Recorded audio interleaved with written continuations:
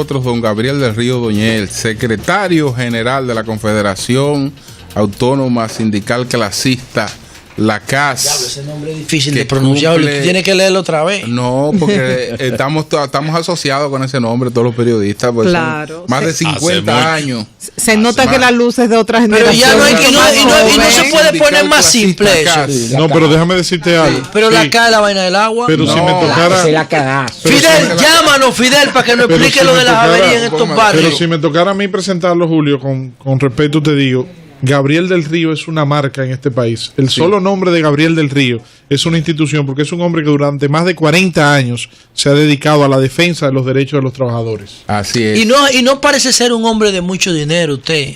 No tengo dinero, ni mucho ni poco. ¿No tiene? No tengo. Mi casa que la estoy pagando es lo único que tengo. Este es un hombre honorable, Julio. Y una Digo, no es honorable porque no tenga dinero, sino porque estando en el poder, porque él está en el poder, aunque sea desde el punto de vista de la representación de los trabajadores. Una jipeta que me regalaron los transportistas. Eso es lo que tengo yo. Sí. Oye, bueno, para eso otro.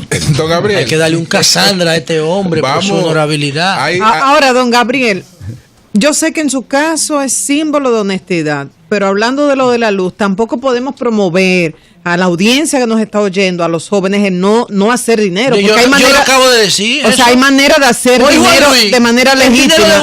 ¿Está de acuerdo conmigo? Sí, pero en el sindicalismo... Es en el sindicalismo no que yo hay digo. forma de hacer dinero si usted no se corrompe. Míralo ahí. Okay, como sindicalista. Ahora, si usted monta una empresa, porque los transportistas, por ejemplo, muchos han hecho dinero por ahí montando una empresa. Son empresarios. Son empresarios. Entonces, como empresario, tienen derecho a progresar, tienen derecho a superarse. Pero utilizan el sindicalismo para conseguir gasoil subsidiado. Bueno, no necesariamente, porque el gasoil subsidiado no es un problema de costo. ¿Cuánto cuesta manejar un autobús? ¿Cuánto cuesta manejar que realmente eso le deje beneficio sin aumentar necesariamente el precio a los usuarios? Porque ahí está el problema. Pero por ellos se matan por la ruta. Si fuera un trabajo social no se mataran. Ellos se matan porque es un negocio. Es que es un negocio, nadie niega que es un negocio. Pero es un negocio que tiene una inversión de carácter social. No pagan impuestos, no pagan revistas. Algunos pagan impuestos, no todos no pagan impuestos. Nosotros ¿pagan impuestos por la vía? Nosotros ¿que usufructúan? No, por eso no. Pero, por ejemplo, nosotros tenemos muchos trabajadores organizados que su sindicato está dentro de la seguridad social a través de la MUSOL, lo que hemos hecho nosotros, que el trabajador de la economía informal vayan a la seguridad social. Ustedes tienen una mutual. Una mutual, pero funciona ONG. como ORS. Una ONG. Una ONG que funciona a hacer posible que los trabajadores de la economía informal, las muchachas que trabajan en la casa de familia, las microempresas de difícil acceso a la seguridad social puedan ingresar haciendo... ¿Y qué servicios reciben? ¿Cuáles servicios reciben? Entran primeramente ingresan a la seguridad social al régimen contributivo. ¿A través de SENASA? No, a través de nuestra institución. ¿Y ustedes contratan servicios de clínica y hospitales? No.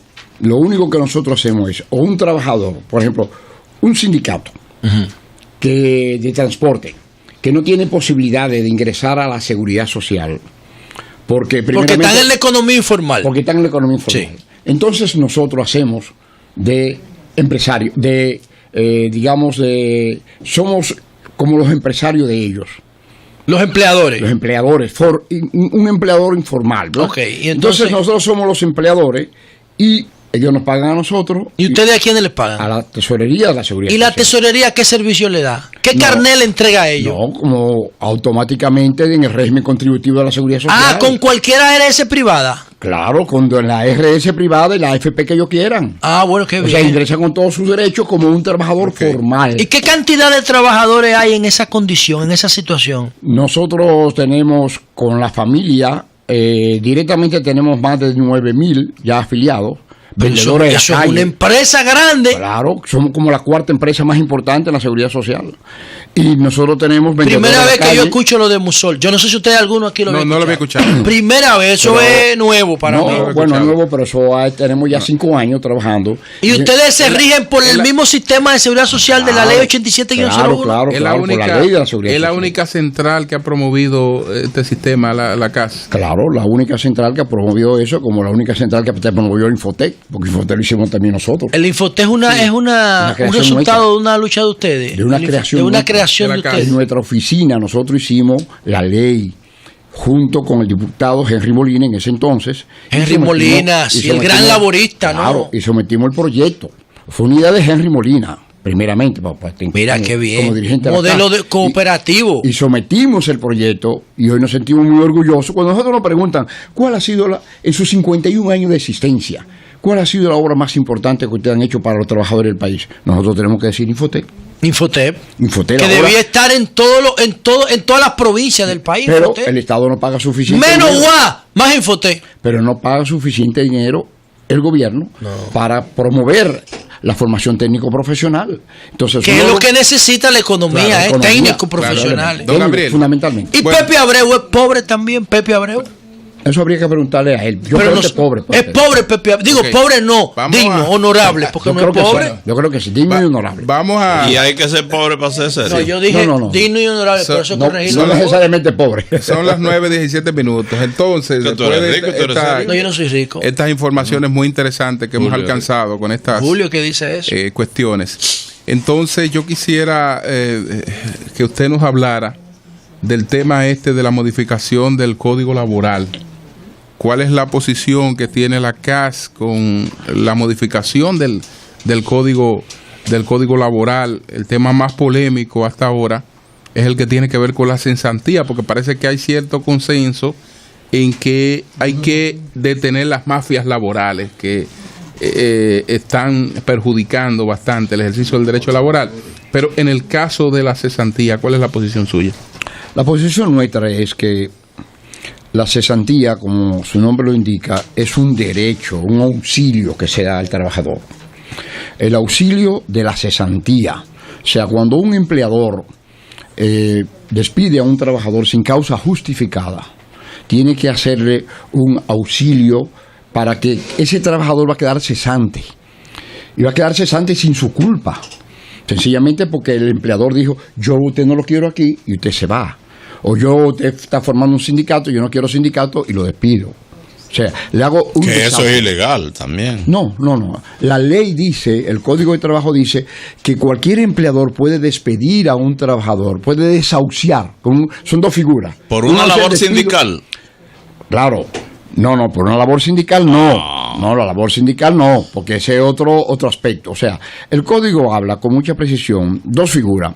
El despido, cuando se comete una falta justificada, que lo sacan sin darle sus prestaciones, y el desahucio. Pero tienen que cumplir una serie de trámites, claro, de notificándolo al Ministerio de Trabajo. Hay unas 10 reglamentaciones que dice por qué un empleador puede sacar a un trabajador sin sus prestaciones.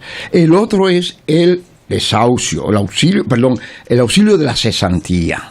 Cuando un trabajador en su empresa, el empleador no lo quiere, le dice a usted, ven, yo no lo quiero, y le notifica que lo vas a sacar. Y entonces el trabajador va a quedar sin empleo. Y la ley prevé que mientras ese trabajador está sin empleo, pueda tener un auxilio para que pueda mantenerse, un dinero para que mientras consiga un empleo, es algo especie de un seguro de desempleo, que no existe aquí la figura de desempleo. La discutimos cuando iniciamos la discusión de la ley 8701, pero no se dio el de seguro de desempleo, porque ese es otro aspecto. Que en Estados Unidos le llaman disability. Sí, correcto. Se lo están dando hasta que consigue otro empleo. O por un tiempo. Pero a veces es por 6 meses, un año. Que lo prolongan. En la seguridad social, ¿qué fue lo que se estableció que se supone que debe sustituir en alguna oportunidad la cesantía? No hay nada. No hay nada. Lo que se dijo era que se iba a seguir discutiendo el aspecto y se mandaron a hacer estudios sobre el seguro de desempleo y se llegaron a hacer estudios.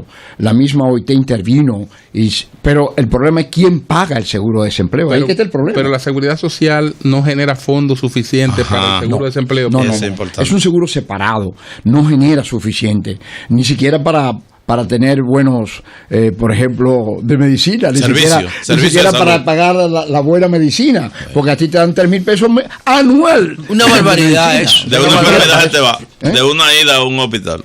Pero lo de la cesantía es innegociable. Porque pero yo nada cuando a mí me da gripe gasto hasta 800 pesos comprando medicamentos.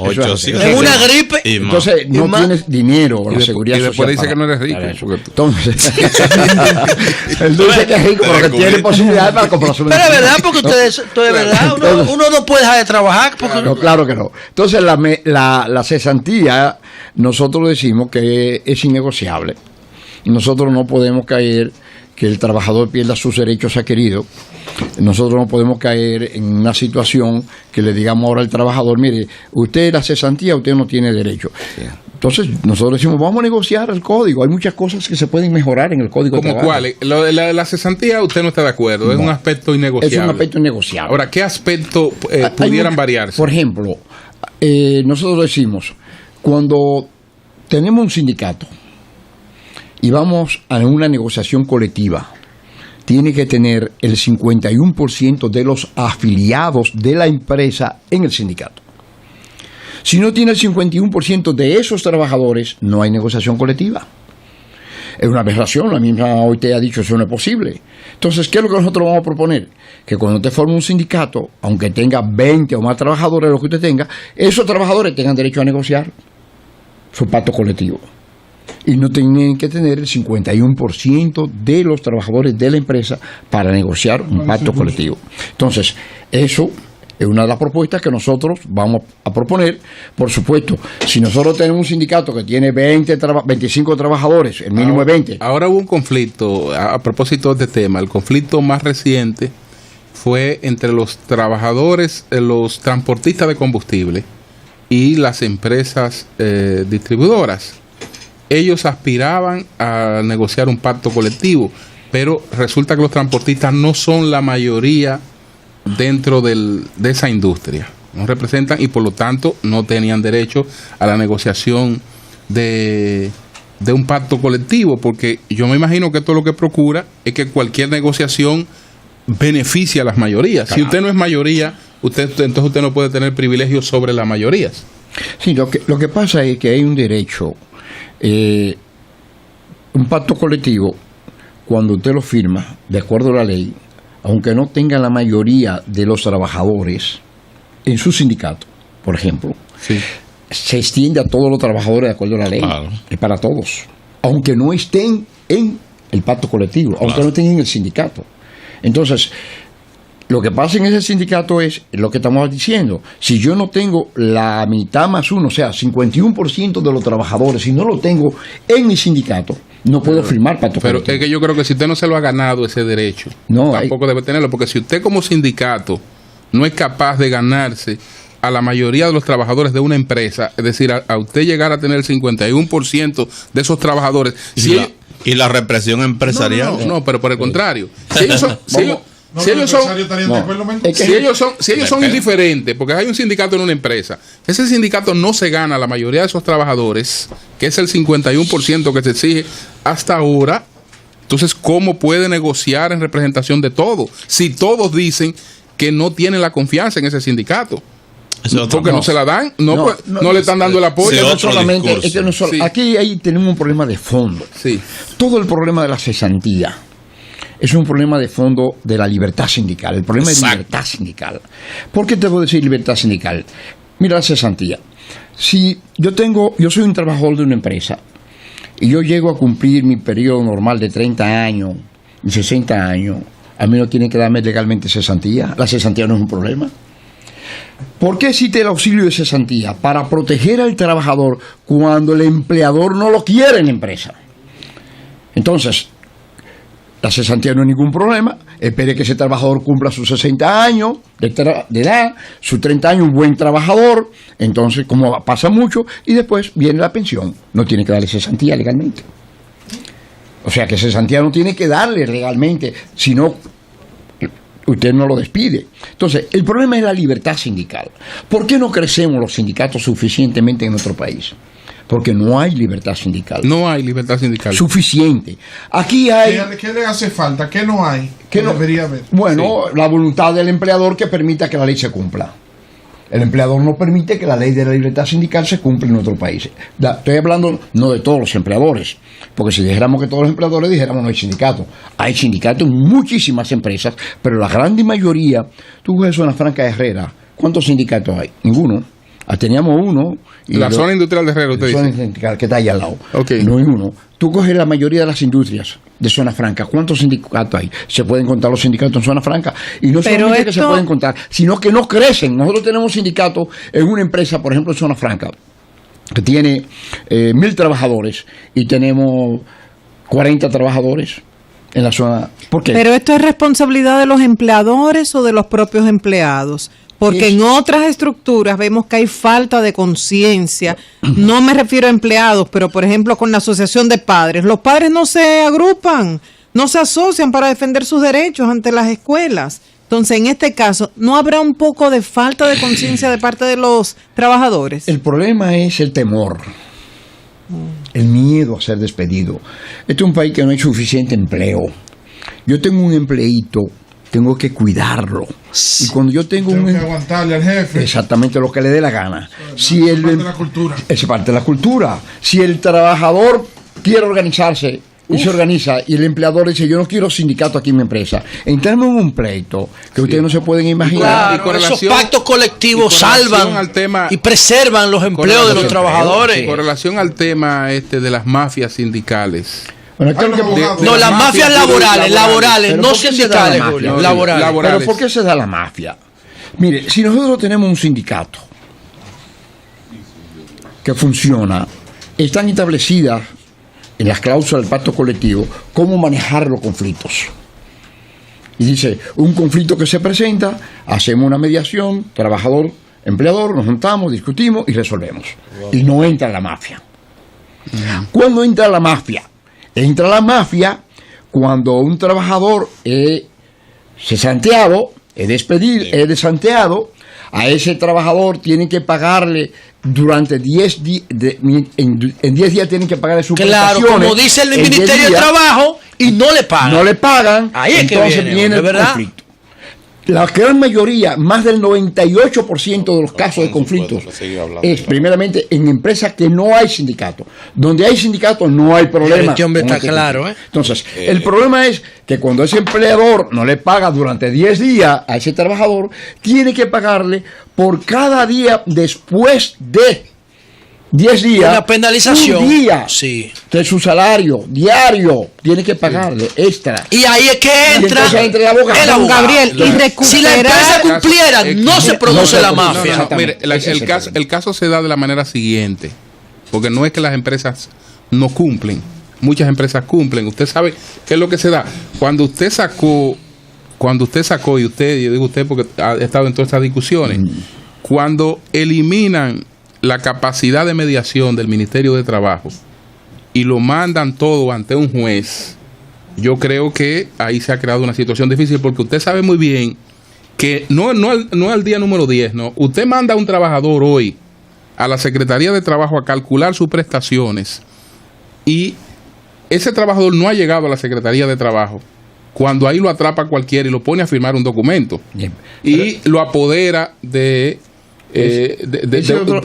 un reclamo. Sí, pero ese es otro problema. Fíjate, pero eso es parte del problema. Sí, pero vamos a enfocarlo correctamente. Sí. Vamos a enfocarlo correctamente. Primeramente, yo soy un trabajador de una empresa donde tengo un sindicato. Yo tengo mi sindicato que funciona. Pero el derecho debe estar protegido independientemente esté o no el sindicato. Está bien. Porque lo de la sindicalización es una cuestión voluntaria, ¿no? Sí, okay. Vamos al sindicato. Sí. Si yo tengo sindicato en mi empresa, todos los conflictos los resuelve empresa y sindicato. No intervienen los abogados, porque los resolvemos entre las partes. Están estipulados en el pacto colectivo, cuando los hay, cómo se resuelve el conflicto. Si no hay pacto colectivo, aún así entre trabajador y empleador se ponen de acuerdo cuando hay un sindicato. Ahí no interviene jurídicamente nadie. Segundo caso, no tengo sindicato en mi empresa. Me despiden. Yo voy a hacer un cálculo. Voy a la Secretaría de Trabajo, hay un desahucio y yo voy a la Secretaría de Trabajo. Entonces tú tienes, es cierto, un bucón. Ese bucón te interviene, falta de conciencia, el trabajador no tiene información, no tiene formación, lo agarra un bucón de lo que hay y ese bucón es posible que le firme un contrato y lo obligue en cierto modo, o él quiere resolver su problema, no sabe cómo lo va a resolver, encontrar un bucón. Ahora, si tiene un sindicato, no hay problema. Porque pero don Gabriel, aunque no haya el sindicato, si hubiera existido esa estructura de conciliación que había antes en la entonces Secretaría de Trabajo, no hay necesidad de ir a los tribunales. Lo que pasa es que cuando nosotros peleamos de que esa estructura cambiara, que es un punto de modificación, de revisión en el Código de Trabajo nuevo, ¿cómo vamos a hacer eso que funcione bien? Cuando nosotros peleamos para sacar la mediación de la Secretaría de Trabajo, era por la gran corrupción que había en los inspectores en la Secretaría de Trabajo. O sea, nosotros veíamos que los inspectores, los que estaban en ese entonces, no eran profesionalizados, entonces. Exactamente. Que eso cambió. Había tanta corrupción ahí que nosotros decimos, hay que sacar esto de aquí. Después de la gestión del doctor Rafael Alburquerque, cambió todo. Se dejó la designación politiquera, es decir, del inspector, y el inspector ya tenía que pasar por una evaluación técnica. Para poder ser inspector. Pero entonces ya se puede recuperar esta estructura de conciliación. Eso es un punto a revisar. Nosotros decimos, el punto de los tribunales de trabajo, su funcionamiento y cómo eso hay que revisarlo, porque eso hay que actualizarlo, agilizarlo, que tenga la capacidad de resolver los conflictos objetivamente. La flexibilidad en las jornadas de trabajo. Bueno, la flexibilidad de la jornada. Cuando el ministro, el vicepresidente Rafael Alburquerque, que era el ministro, él logró, cuando las empresas en la flexibilidad querían imponer un sistema de 4x4. El 4x4 era 4 días corridos de trabajo, 12 horas, y después 4 días libre. En varias empresas está. Eso comenzó en la cervecería Presidente. La cervecería Presidente quería poner a un departamento que necesitaba un trabajo continuo. Estamos hablando de 12 horas diarias. La OIT dice, eso no es humano, 12 horas diarias. 8 a 8. Uno entra a 8 de la mañana. 8 de la mañana y sale a 8 de la noche. O entra a 8 de la noche y sale a las 8 del otro día. 12 horas corrido durante 4 días. Entonces, el secretario, el ministro de Trabajo, en ese entonces secretario, dijo, bueno, si ustedes logran un acuerdo con el sindicato, de lograr un acuerdo que el sindicato y la empresa admitan un 4x4, el Ministerio de Trabajo no tiene problema. Entonces la cervecería Presidente, que tenía un sindicato, sencillamente negoció con su sindicato y lograron el 4x4 no en todas las cervecerías, sino en el departamento, en algunas áreas de producción que necesitaba el sistema. Entonces, nosotros decimos, la flexibilización del horario de trabajo es un tema también para discutirse.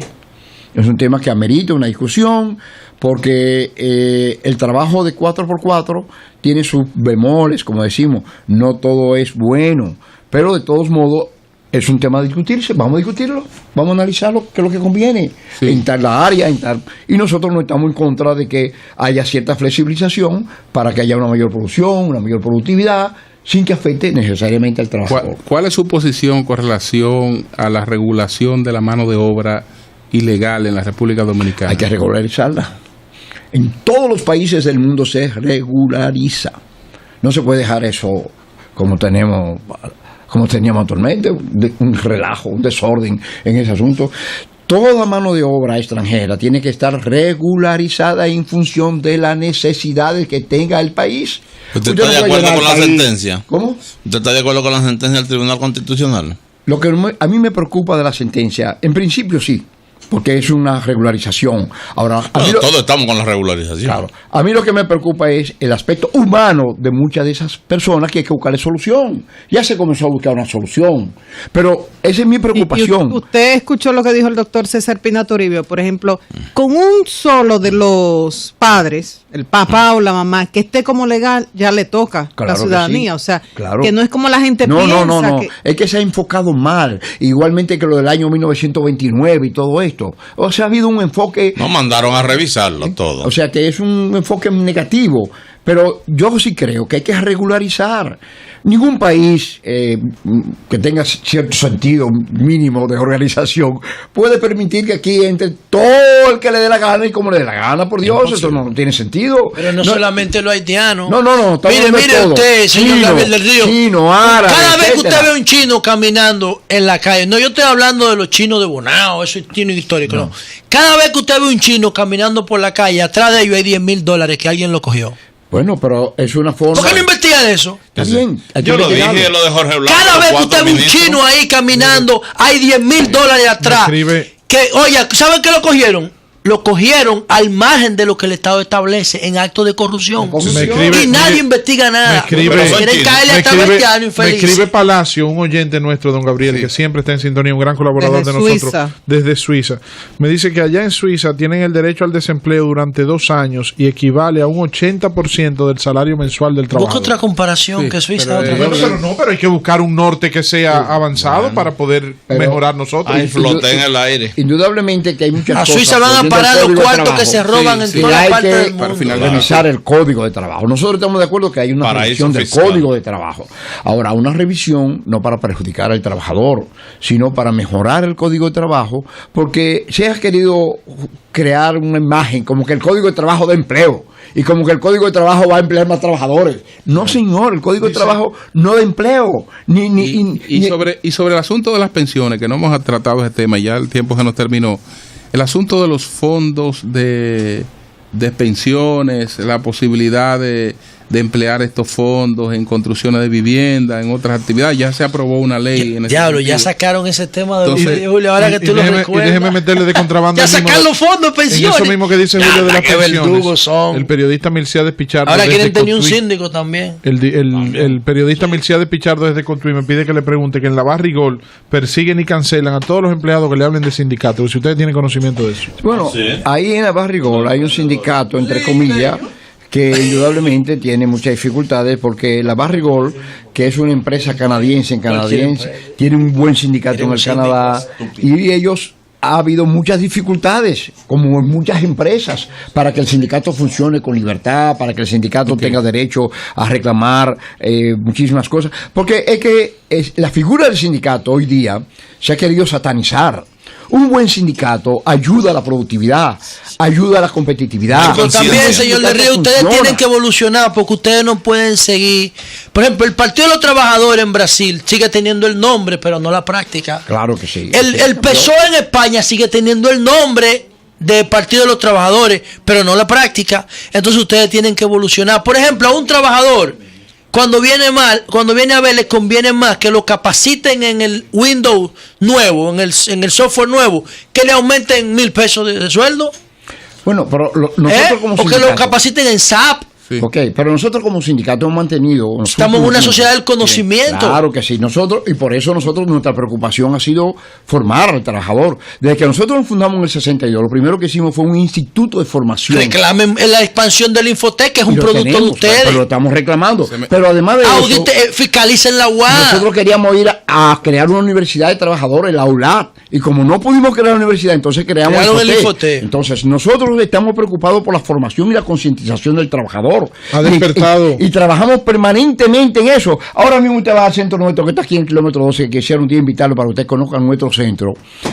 Ahora mismo estamos trabajando en varias aspectos de formación. Ya no solamente la formación sindical. Ahí tenemos una escuela de panadería, de repostería, de bartender. Pero el que está en el 12. En el 12, kilómetro 12. No invita a Víctor, por ahí hay muchos moteles. Al lado de los moteles. Pero tú no tienes problema. Es que pueden creer que me va a meter a otro sitio. Bueno, ha habido casos de gente que ha metido allá pensando que... Ese es tu amigo, Víctor. Ese es tu amigo. No, él no le está echando una vaina. Él lo que está diciendo es que pueden confundir. Y es verdad. Ha habido gente que ha entrado al INFAS. Pero los otros días se me explotó una goma ahí frente a Casa España